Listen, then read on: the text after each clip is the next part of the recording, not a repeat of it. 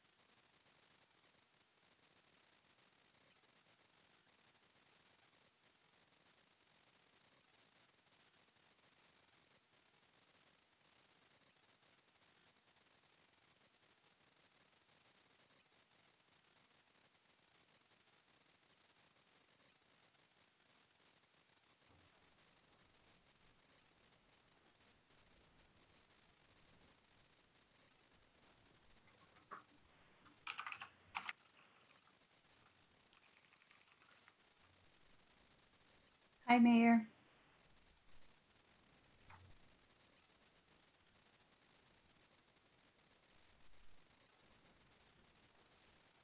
Hello, Jackie. How are you doing? I'm good. How are you? Good, thank you. Oh, good. Did you get your agenda? I did, thank you. Okay, perfect.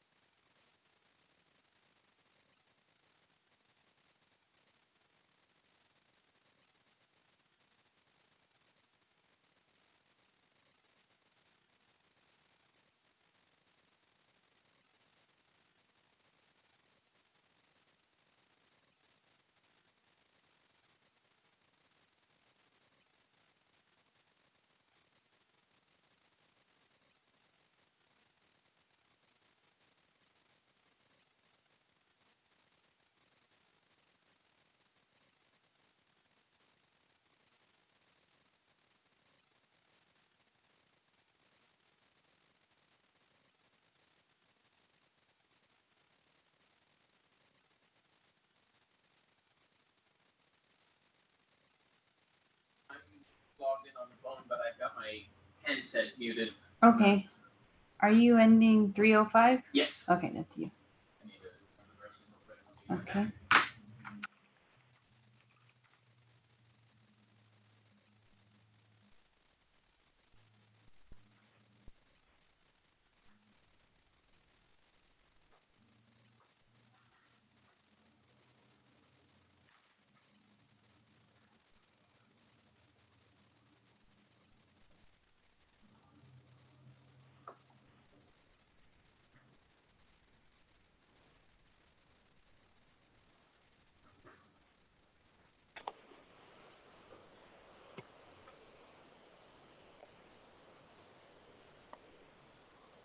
Hello.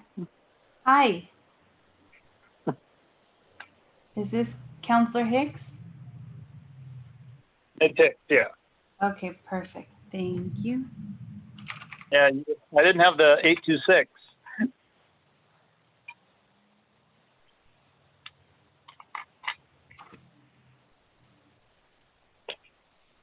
Oh, when you were trying at first? Yeah, I put 92491140 pound. It says this meeting does not exist. Oh, no. On your text, it didn't have the 826 on it. Well, you're here now, so that's all that matters. Not hearing it.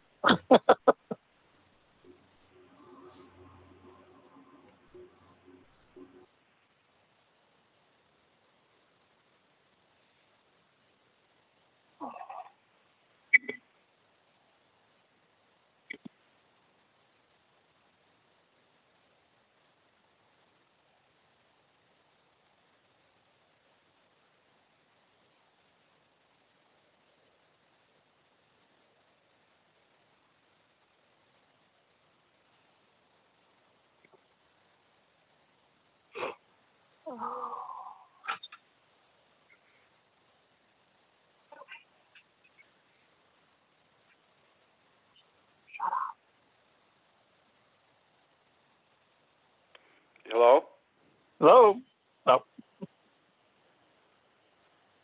Hello?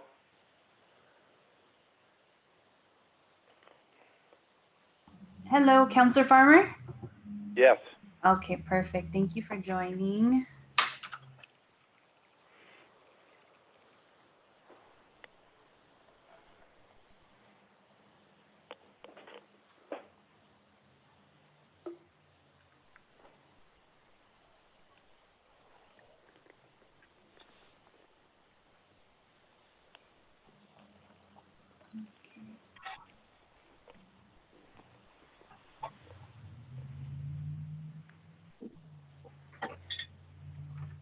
Is Deputy Mayor Stremler on the line? Oh.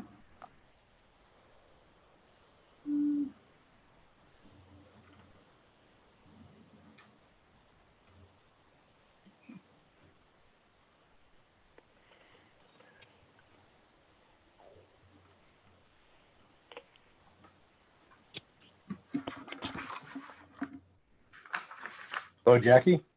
Yes? Hey, this is Al.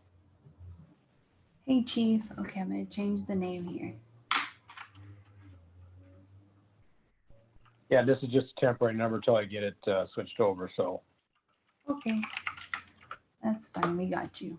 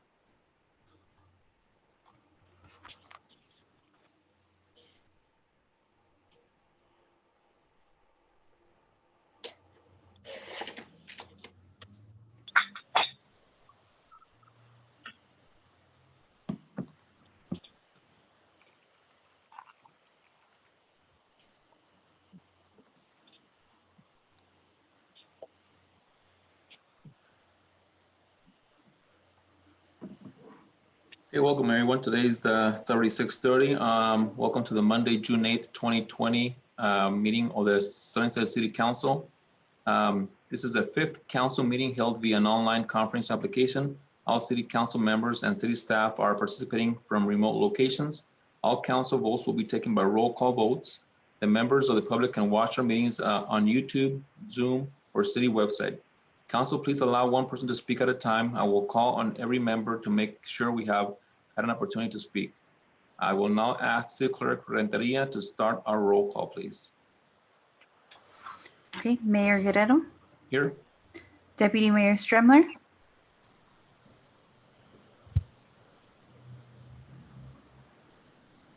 Councillor Farmer, Here. Councillor Henry. I see him here. I'm gonna unmute. Councillor Henry? Yep, I'm here. Oh, perfect. Okay. Councillor Restucci?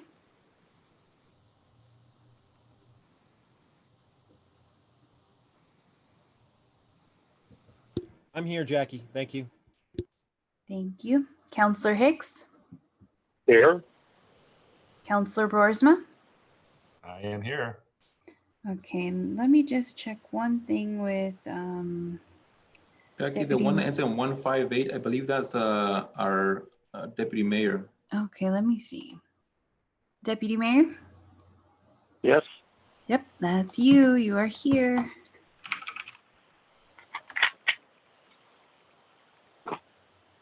Okay. City Manager Casey? I'm here. Finance Director Alba?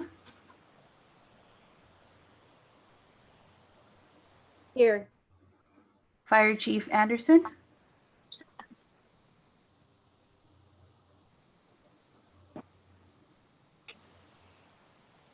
Fire Chief Anderson?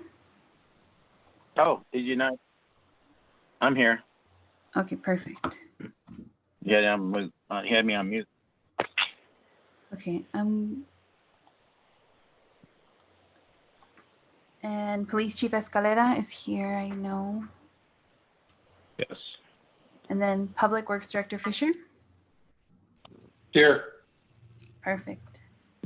We're all here. All right, thank you, Jackie. Up next, did we get any public comments, Mr. City Manager? Yes, thank you, Mr. Mayor. Members of council, Rodney and Irene Jochen, the owners of the Fashion Corner, wrote in to express their concerns that Yakima County and Sunnyside residents are not following public health guidance to help stop the spread of COVID-19. They're concerned that many businesses aren't requiring their customers to wear masks and that no one is enforcing the mask directives. The ongoing public health restrictions are also damaging their business as well as many others, and they urged city leaders to make sure that we're all doing our part to help reduce the infection rate and to educate our public on why wearing a mask will help. And that was the only comment we received this week. Thank you, Mr. City Manager. Okay, up next, we have our consent agenda. Approved minutes of the May 26th, 2020 regular meeting. Approved claim vouchers, vouchers number 99215 through 99251, and wire transfers as listed for $96,097.67 for the period ending on May 27th, 2020, and vouchers numbers 99252 through 99272, and wire transfers as listed for $175,526.70 for the period ending on June 3rd, 2020. Any councilman wishes to remove an item or have any questions on the consent agenda?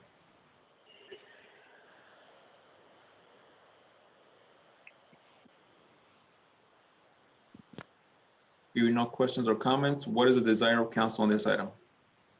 Motion to I approve. would second that. This is John Henry. Okay, motion by Councilmember Strumler, second by Councilmember Henry to approve the consent agenda as presented. Any debate on this item?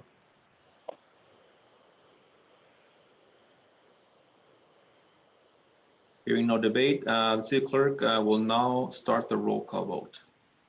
Mayor Guerrero, Yes? Deputy Mayor Stremler, Yes. Counselor Farmer, Yes. Counselor Henry, Yes. Counselor Restucci, Yes. Counselor Hicks, Yes. Counselor Broersma. Yes. Okay, motion passes. Thank you. Motion passes. And we don't have anything on the active agenda, so moving on to our items from council members.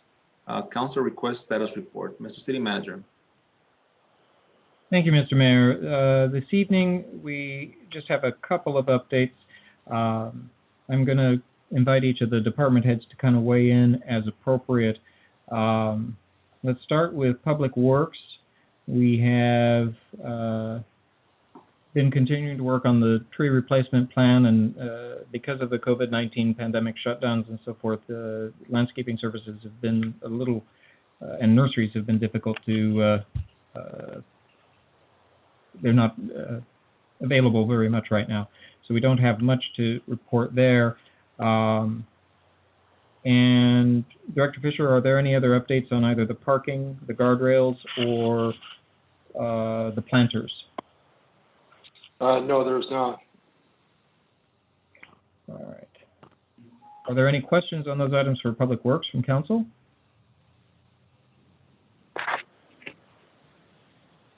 All right.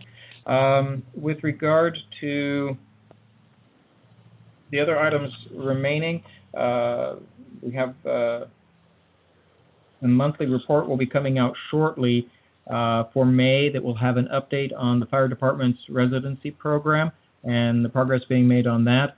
I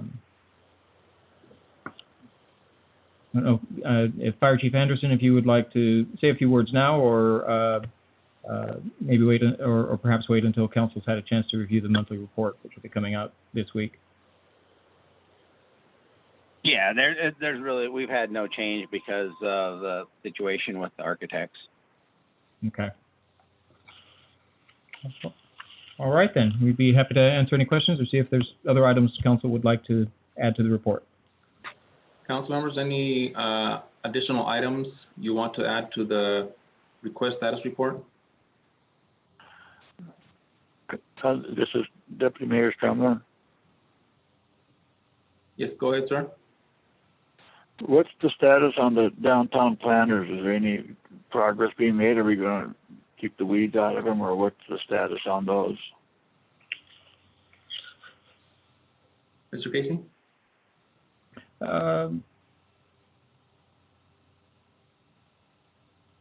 I think we were awaiting recommendations from Destination Sunnyside and the Van Wingerden landscapers in terms of new plantings. But Director Fisher, can you update us on the weed control work that's been underway? Absolutely. We've had a couple of different crews go down and pull some weeds. We have replaced the lights in the trees. That was replaced a couple months back, so that's been accomplished. And we've periodically been down looking at the planters and pulling weeds as we see them. But like Mr. Casey said, we're still kind of waiting on kind of some feedback from John and Lori from Destination Sunnyside on what they want to do with them.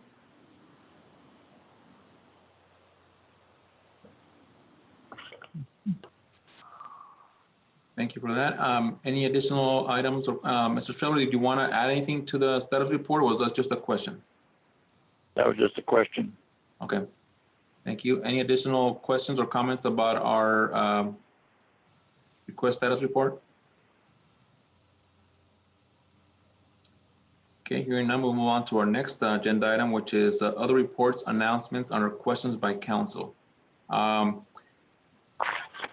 Our deputy clerk, our clerk, city clerk Renteria reached out to the question that council member Farmer had last time regarding the Manor 2 and South Hill 2 apartments that the Spokane, what is it called? Spokane Ventures trying to buy those apartments, whether they're going to be in a tax roll or not.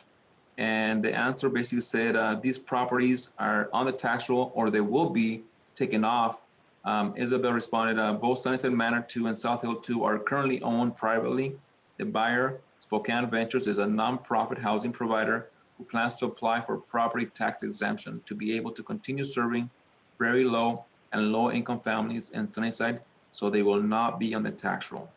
So that is the answer that we got from Spokane Ventures regarding those properties and the request for a letter of support.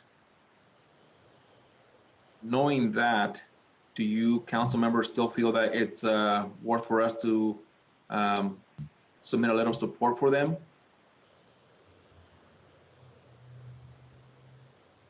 And I'll just go down the list of council members and see if there's any questions or comments or any objections to us providing them with a letter of support for this purchase. And we'll start with Council Member Broersma. Yeah, I guess I don't specifically have any issues why we couldn't do it, other than that's not something that we do an awful lot. But as far as the letter of support goes, I guess I don't have any objections to it. Thank you. Councilor Farmer. Well, my concern is we are overwhelmed with non-taxed housing in Sunnyside. It directly affects our schools. It directly affects our services. It directly affects the hospital.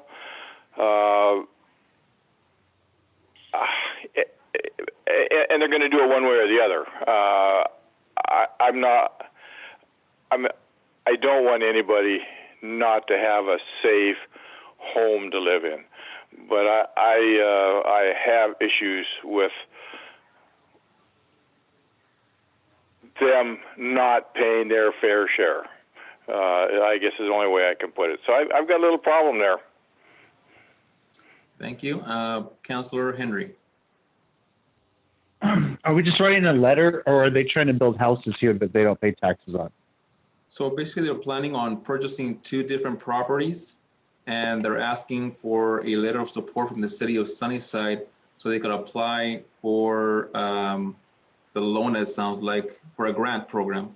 So they are existing properties that are currently in tax rolls, and they are going to be applying to get them off tax rolls to be able to serve low-income families in the Sunnyside area. Okay, thank you for clarifying with that, and I would object to that. Okay. Councilor Hicks. Yeah, I'm kind of an objection to that. If they're already on our tax rolls, they want to pull them off. Okay. Yes, that's they're going to be applying to be tax exempt. So they would be applying for that if they do get the properties. Okay, Councilor Restucci. I have no objection at this time, Mr. Mayor. As mayor, I've signed some letters like this before in the past with Catholic Family Charities. So it's a nonprofit. They're building homes. We need homes in our city. I have concerns, just like Mr. Farmer has mentioned, but at the same time, I know we need housing for our people. Thank you. Deputy Mayor Stremler. I have to agree with Mr. Farmer and Mr. Henry and Mr. Hicks. It's already there. It's just not adding or taking away any housing. It's just changing from being taxed to non-taxed. And I would, if it happens, it happens, but I would rather not. We give them a letter of support. If they'll probably do it without it, and that's fine. I just don't think we need to do this. Okay, so it sounds like the majority is against us providing the letter of support. And I agree that they're still going to go through with it. You know, it's not something we can prevent, but at the same time, you know, obviously it creates goodwill from us to them. But it sounds like the majority council does not feel like we should be submitting a letter of support. So we'll let them know that council felt like it was inappropriate this time, and we'll move on. Thank you for your comments on this this item. Other reports, announcements, or questions by council? I have one, if it's okay. This is Councilor Henry. Yes, sir. I would just like an update on what's happening there on Maple Grove and Yakima Valley Highway. I took some pictures today. It looks like they are taking asphalt and concrete and they are preparing to bury it. And for those of us that know, that's illegal. because asphalt does not degrade and it has too much oil in it, and it will completely decontaminate the area. Every piece of concrete that's down there that's going to be buried, that apparently appears to be buried, is going to have to be pulled out at some point. So I would like to know what's going on down there. Councilor Henry, you said Maple Grove and what intersection? Highway 12? Yes, Maple Grove and Yakima Valley Highway, right across the street from what was going to be the Sunnyside Pot Shop. Okay, got it. The city manager, any information on that? Yes, Mr. Mayor, members of the council. The planning department has begun conversations with the owner who had understood that in an attempt to try to fill the depression in there and prepare it for building, that concrete could be used as a fill material. However, there are other considerations, including that it is at least partly marked as potential wetland area. So we have issued a directive for them to stop adding any new material, and we're working with the owner on a remediation plan and strategy. But they have been contacted in the past week and have been ordered to halt adding any new material. Code enforcement has gone out, I believe, at least once or twice to kind of monitor. Don't think they've been out yet this week. They were there today, dumping more, or at least 10 loads of concrete today. Okay, so then and they are spreading it as of today. Okay, we'll follow up again tomorrow because as of today. So I will be more than happy to send those to you. If you could email them to me or copy Mike Shuttleworth, planning supervisor, we'd appreciate the updated information. Okay, yeah, just so you know, they're out there today. They plan on being out there tomorrow too. I talked to one of the guys. I'm just trying to figure out where the concrete's coming from because it is a massive amount. And we're talking 50 loads already, 50 full loads. Owner and the contractor who's working for the owner. If that's the case, we'll follow up with both. Just want to let council know I found it out from the, out there at the garbage dump right there on Becker. The guy asked me what was going on because I was council member. I said I had no idea, and I would find out because he's seen this 100 times before, and he says they're going to spread that out, and that is illegal. So just passing it on. Thank you. You bet. Other reports, announcements under questions by council?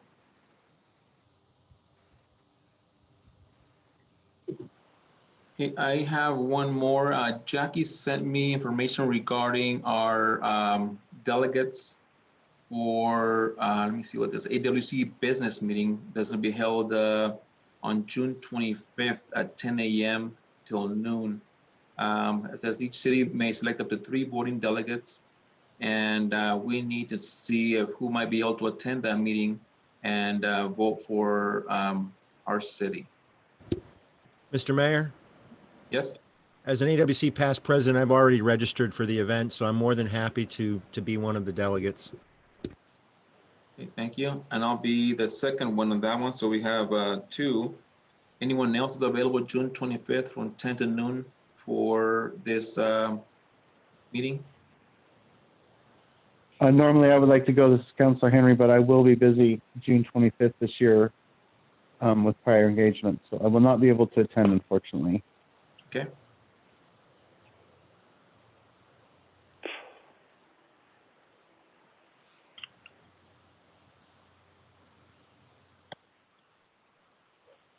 All right, Mr. City Manager, does that have to be council members or can it be city staff as well? No, it could be the city manager if we wanted, Mr. Mayor. Okay, so since we don't hear, any other volunteers, Mr. City Manager, would you be interested in being one of our delegates?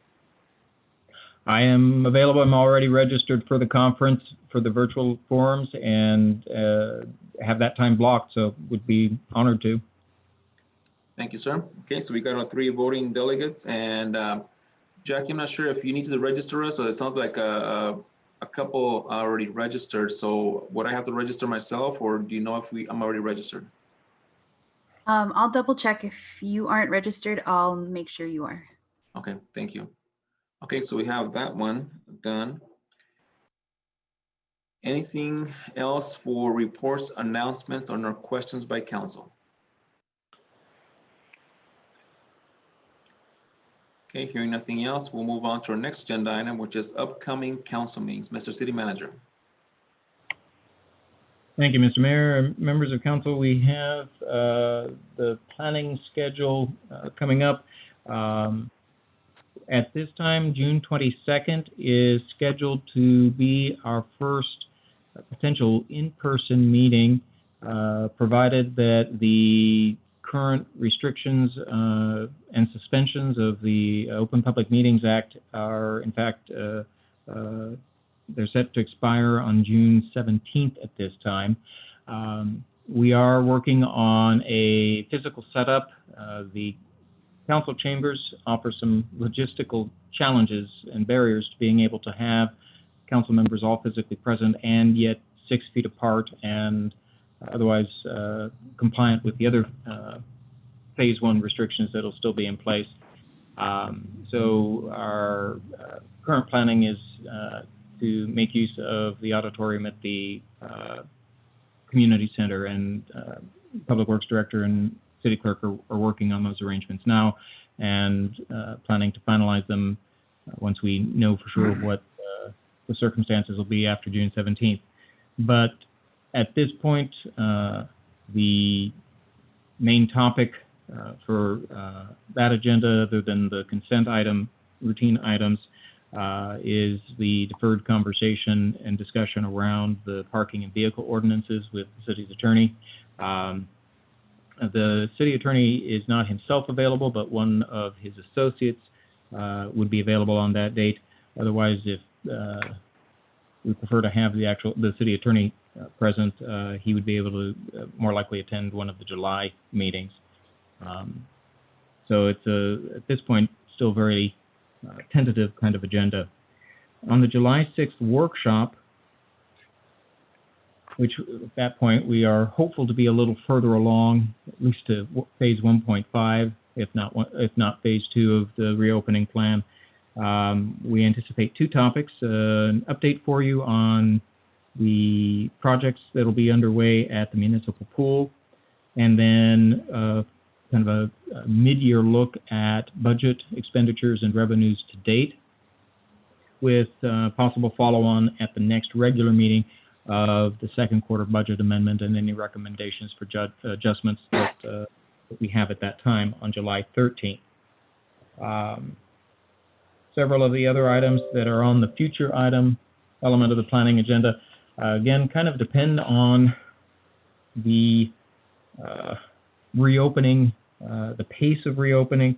As folks know, a lot of the education programs, the school district has had to defer most of their in-person activities. We had hoped to do a recognition of the wrestling team, for example, and Coach Paulus on his retirement. And the rest are a little further out. We have some ideas in the works for some administrative updates that staff have been identifying to a couple of our ordinances that could benefit from review and refresh. And we won't be far away from kicking off our 2021 budget process in August. So that's all coming up. We also wanted to let you know, after further discussions with city attorney and between the fire department and finance department, we're actually thinking that at this time we are not going to need to bring any adjustments to that ordinance forward to council at a future meeting, and are looking at how we can implement it more effectively with what tools we have currently. So that will likely be coming off the future item agenda. I'd be happy to answer any questions or entertain other topics or issues that council would like to see on a future agenda. Council members, any agenda items you'd like to see in the future, please let city manager know and myself or Jackie, we could get those added. And is there any questions on the agenda items that Mr. City Manager just covered right now?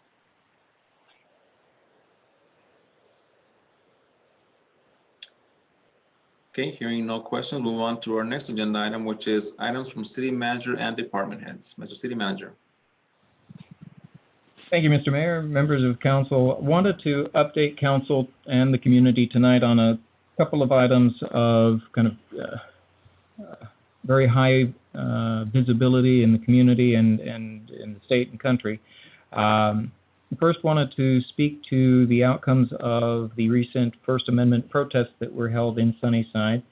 On the evening of June 4th, and then again this afternoon, our police department monitored two nonviolent First Amendment protests that were in response to police actions in the death of George Floyd in Minnesota.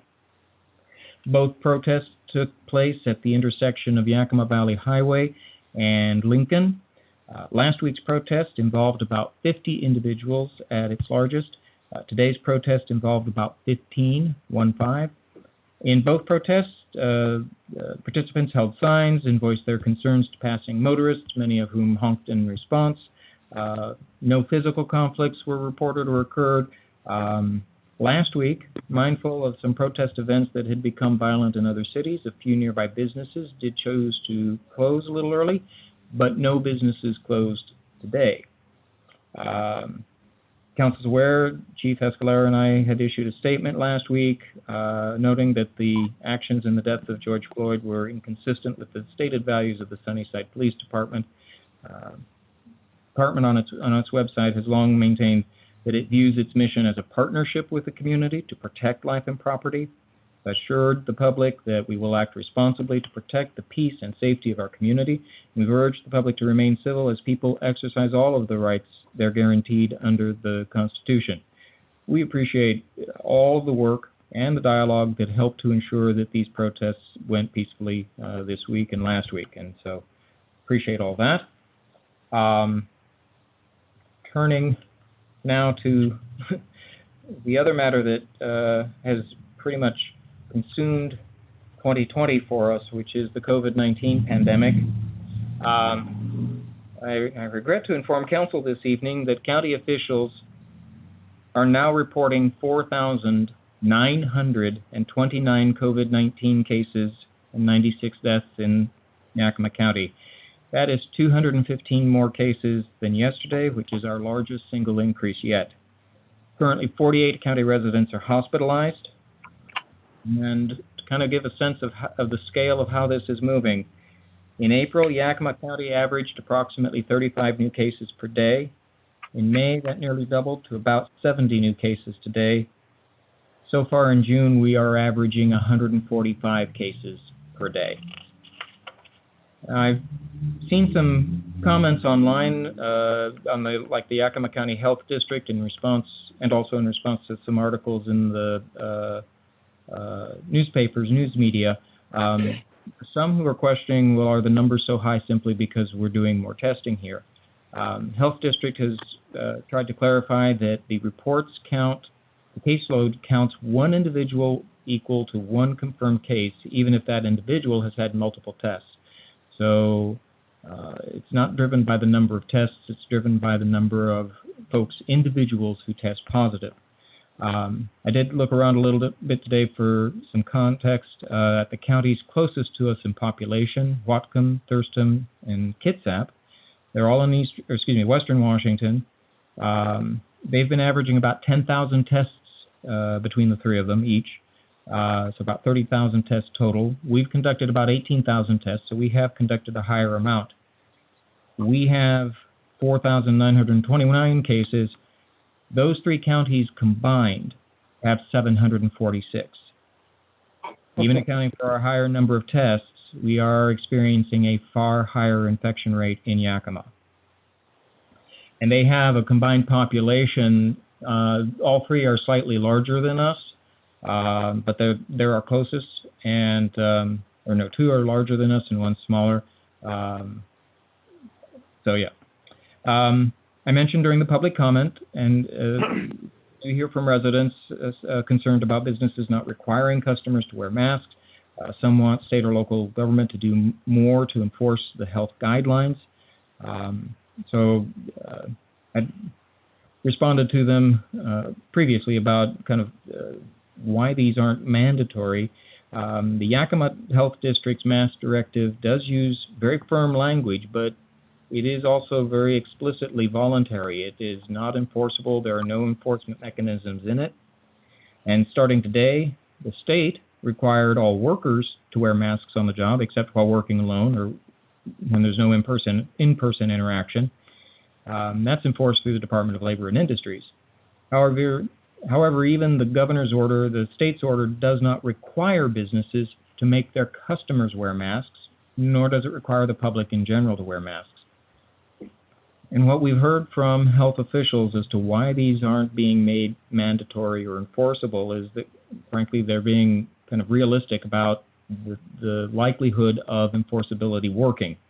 Some people, frankly, don't trust the information coming from public and health officials. Mandatory enforcement efforts can be both costly and difficult to administer, and there's been indications that some of these orders, when they've gone further than the public is willing to accept, results in actual defiance rather than in increasing compliance. So the focus has been on voluntary steps in education. And so, kind of in that spirit, and in answering the question that was raised earlier about what can we do to kind of help educate why it's beneficial to wear a mask, I just make some points from the health district's website.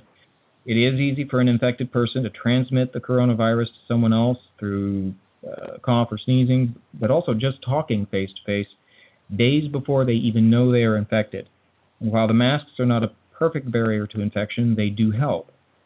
Likewise, it's vital that residents reduce non-essential travel, stop gathering in groups outside their immediate households, wash their hands frequently, and disinfect commonly touched surfaces. I do want to recognize this council and city staff have taken many steps to help educate the public and reduce infection and support our local businesses. Just some examples, since early March, we've posted a number of public education messages online and social media that have received thousands of views. We did a bilingual education video in April, and in May, Mayor Guerrero and I appeared on the Health District's cable access program to discuss the pandemic's impacts and to urge residents to follow public health guidance. We're still working with the county, with other cities, and with organizations like the Yakima Valley Conference of Government and the County Development Association on steps to manage the pandemic and enable us to restart economic activity safely. In closing, I just say we know there is still more to do. This past Saturday, for example, Fiesta Foods hosted a mask giveaway at their location here in Sunnyside. At the suggestion of a local resident, connected with the health district, and they're looking at posting billboards in the area with public health messages. Coming up on June 10th, the health district and National Guard are conducting another free mobile testing here in Sunnyside, this time at Nuestra Casa on East Edison. Residents can make appointments for testing by calling 211. And I appreciate these and other suggestions that residents have shared with the city. Some we've been able to act on ourselves, and others we've been able to refer to our partners for action. Please keep them coming, and thank you. With that, I'll turn it over to the department heads, and if we could maybe start with, change it up tonight, start with Police Chief Escalera if you're still available.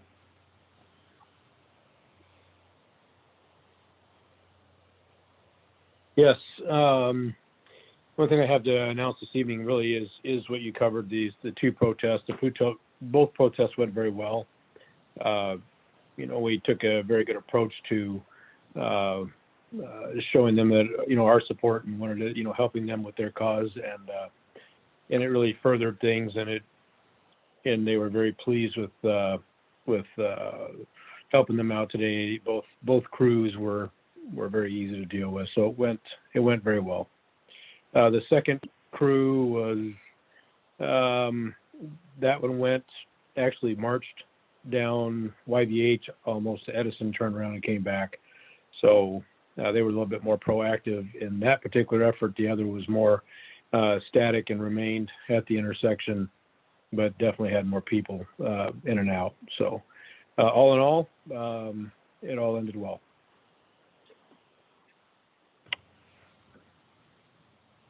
Thank you. Director Fisher? Thank you, Mr. Casey. Yeah, I just have one item. The East Edison improvement project. It looks like the contract will be moving in to start that project on the first week of July. Prior to that, June 22nd, we'll have a pre-construction meeting, which we'll talk about schedules and kind of our approach and the scope. And of course, I'll share that with council when I have more information. And that's all I have. Thank you. Excuse me. Chief Anderson. Good evening. I don't really have anything new tonight. I was gonna report about the check for our ground emergency medical transport process that we participate in came in. So that's always seems to be good news for the council. So we did receive that, and it was just shy of $308,000. Other than that, I have nothing else. Thank you. Chief, that was a great number, but it actually broke up a little bit on my sound. Would you mind repeating that figure? It was don't quote me. I think it was $6. I think it was $307,944 or something about that, right around that ballpark. Just under $308,000. Terrific. Thank you, sir. Director Alba.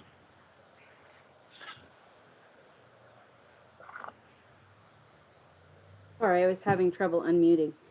Well, we have a lot of things going on, but I would like to report tonight on the virtual court that happened last week.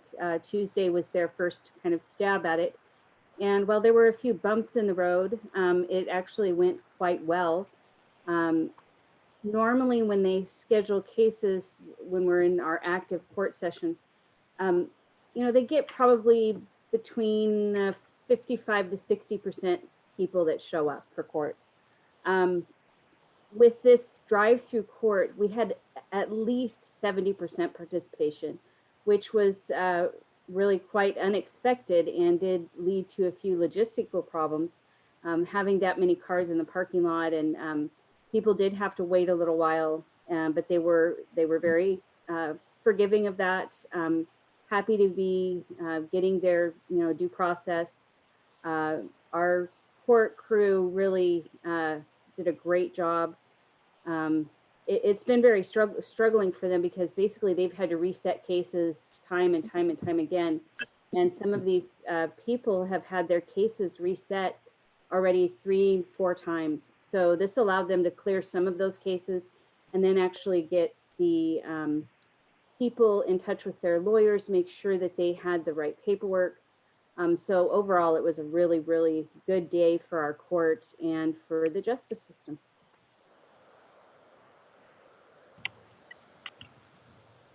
Thank you very much. Clerk Renteria, do you have any report?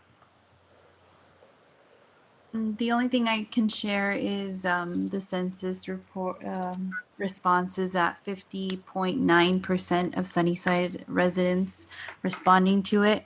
So if council members or staff is having conversation with residents just to respond to the census, they don't need the letter in the mail. They can just call or just respond online. And that's it for me. Okay, thank you, everyone. Anything else, Ms. City Manager? No, thank you, sir. Okay, there being no further business, unless there's an objection. The time is 7:08 and this meeting is adjourned. Thank you, everyone. Thank you, Mr. Mayor. Thank you, everyone. Good night. Thank you. Good night, everyone. Good night.